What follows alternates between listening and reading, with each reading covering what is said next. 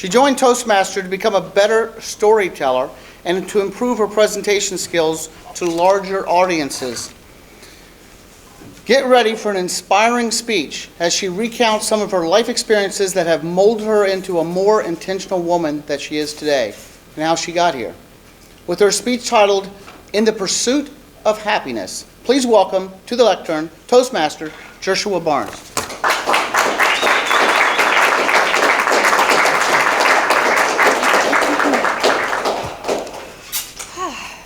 Tough act to follow, but I will do my best.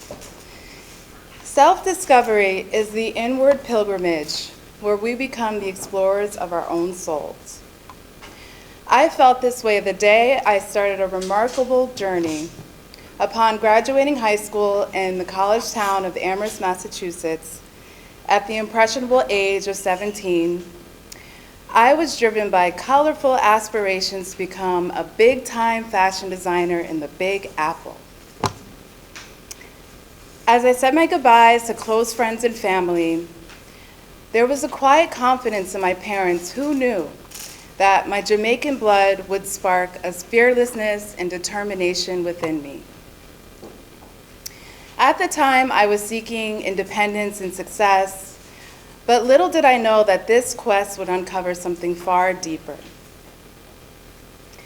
As I embarked upon my new life in New York City, amidst the dazzling lights and towering skyscrapers, I never felt more alive. I was uncontrollably drawn to the pulsating heartbeats that stimulated the city.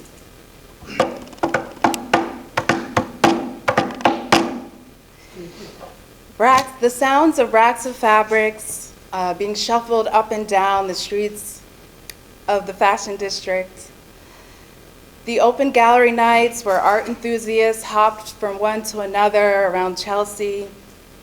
Or finding your new favorite musician in the most inconspicuous hole-in-the-wall spaces around Brooklyn. This energy was contagious, and I was determined to make a name for myself. After college, I started designing for different streetwear brands, and I remember I had this boss who had a corner office on the 25th floor, you know, a real devil who wears Prada type of boss.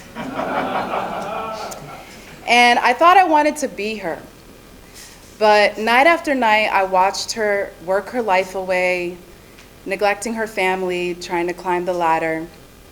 And one night, as we were reviewing sketches, she turned to me in an exhausted voice and said, "Don't let the pursuit of success get in the way of what could be a truly fulfilling life." And then I asked myself, do I really want to be her or end up like her?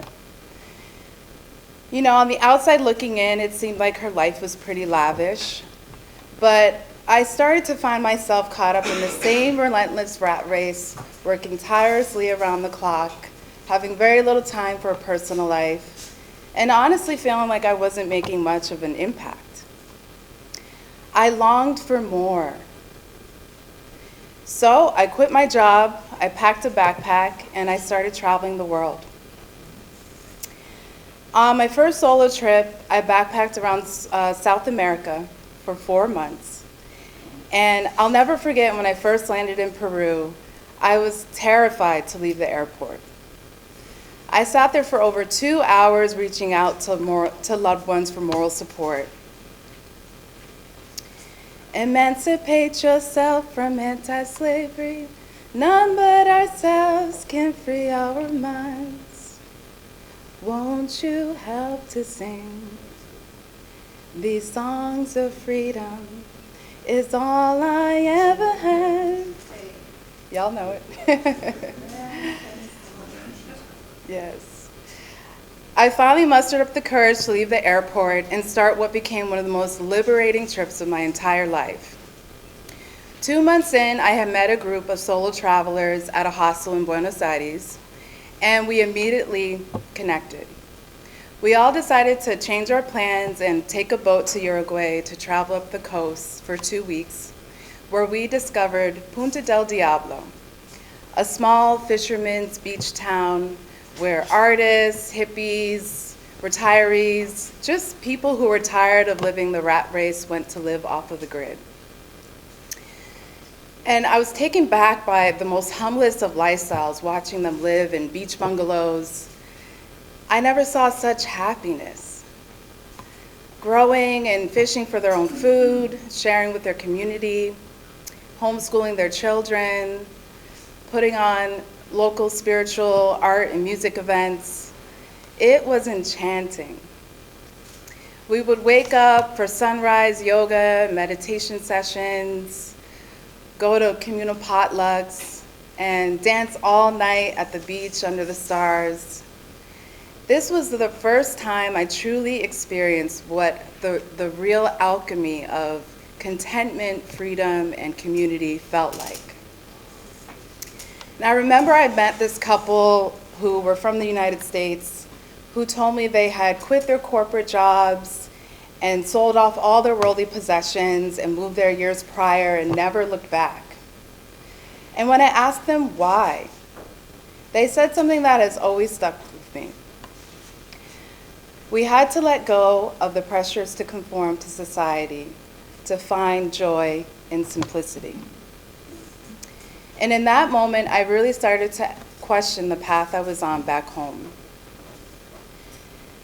So as appealing of a lifestyle of living off the grid seemed to be, it still felt very far from everything that was familiar to me. So I went back to New York City. Deciding to leave the fashion industry and the tortures of winter, I moved to California to transition into a career in technology, designing user experiences with a more mission-driven focus for trying to help solve real-world problems by tapping into the needs of real people on a deeper level, which now feels like more impactful work to me. And I'm now able to prioritize work-life balance and really be more intentional about how and where I spend my energy. It became less about the pursuit of success and more about the pursuit of happiness, which is what has led me here to Orlando, the city of celebration. I found the greatest love of all inside of me. After all these years of exploration, I came to the profound realization that this external pursuit of trying to find success, freedom, community had been lying dormant inside of me this whole time, which I now am able to tap into no matter where I travel. Thank you.